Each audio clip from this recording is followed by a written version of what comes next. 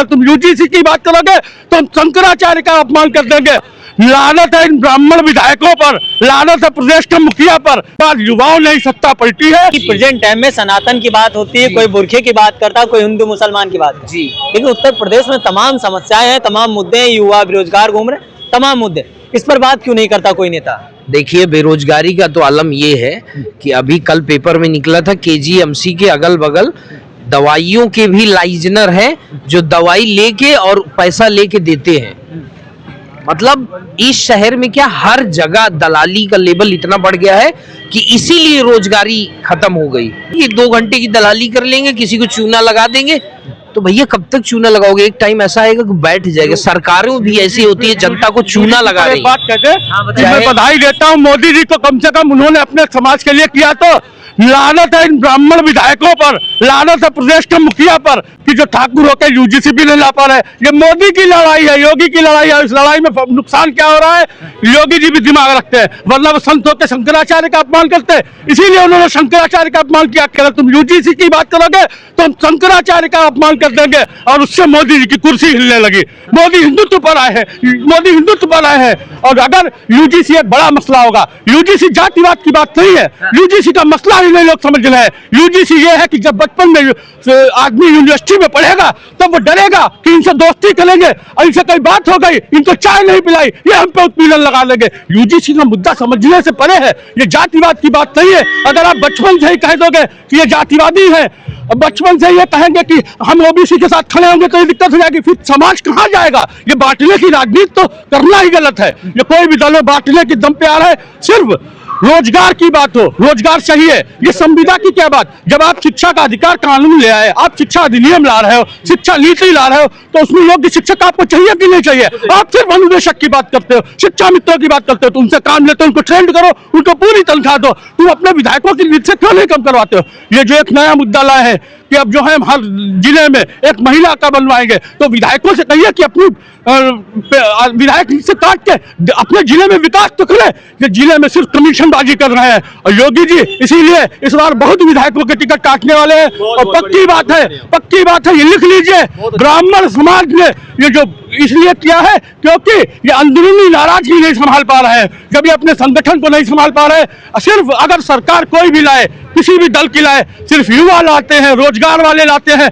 आप चाय की बात कर रहे हो, मैंने तो देखा लोग लॉकडाउन के बाद जगह जगह दुकानें खुली हैं, लोग रो रहे हैं।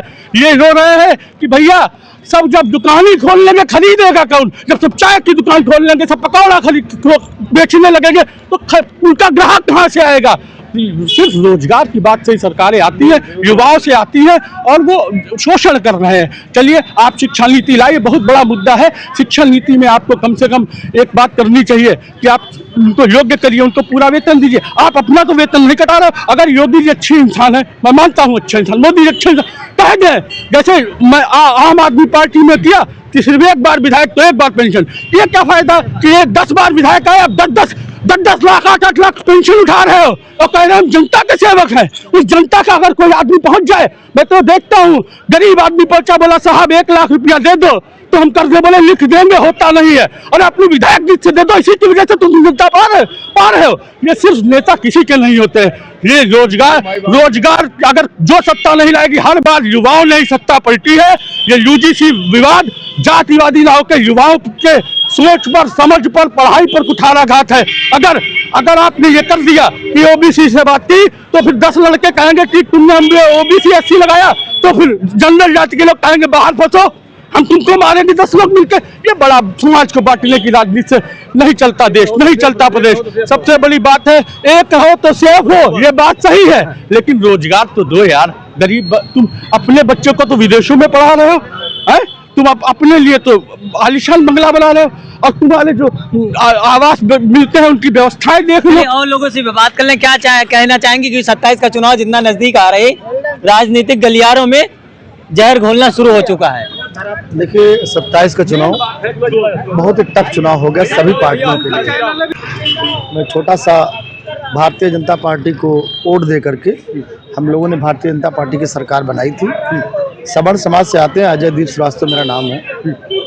सवर्णों ने मिलकर भारतीय जनता पार्टी की सरकार बनाई। सवर्णों के पीठ में छुरा घोंपने का काम माननीय मोदी जी ने किया है। इसकी पूरा सवर्ण समाज घोर निंदा कर रहा है। 8 तारीख को बहुत बड़ा आंदोलन होने जा रहा है जो कि दिल्ली में होगा। 40 संगठन के लोग इकट्ठा होकर के लोग बोलते हैं कि संविधान को मानते हैं। एक सवाल आपसे सीधे, आप श्रीवास्तव जी, सवर्ण समाज, कहा जाता है सवर्ण समाज भाजपा का कोर वोटर है। देखिए, सवर्ण समाज भाजपा का कोर वोटर था, कोर वोटर था, अब नहीं है। अब किसके साथ? अब साथ अभी हम लोग फैसला करेंगे बैठ के, जो हमारी नीति पर चलेगा, जो सवर्ण समाज को कहीं भी प्रोत्साहित करने का काम करेगा, सम्मान देने की बात करेगा, सवर्ण समाज अब उसके साथ जाएगा।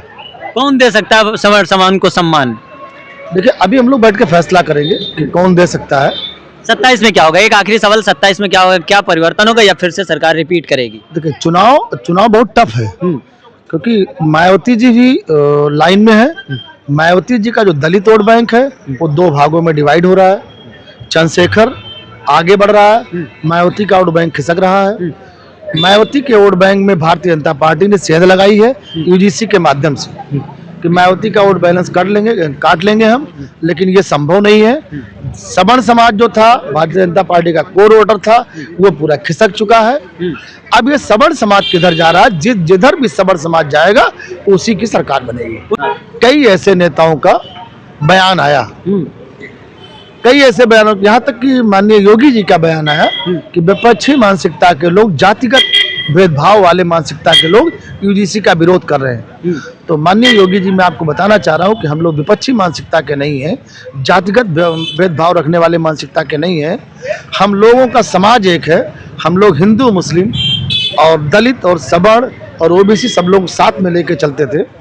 अभी तक एक हम लोग बोलते थे लाला ग्वाला भाई भाई, यादव, और हम लोग तो साथ में बैठ खाना खाने वाले लोग हैं। हमारे साथ में एक लड़का था यादव, उसके साथ में वो बढ़िया दूध और मक्खन और बढ़िया रोटी लगा के लाते थे, हम लोग साथ में बैठ खा लेते हैं। लेकिन यूजीसी को ला करके ये जो तोड़ने का काम किया है, हिंदुओं को तोड़ने का काम किया, इसका हम लोग पुरजोर विरोध कर रहे हैं। भारत में अगर किसी नेता का बयान आए यूजीसी के ऊपर तो सबसे अच्छा बयान अखिलेश यादव का है।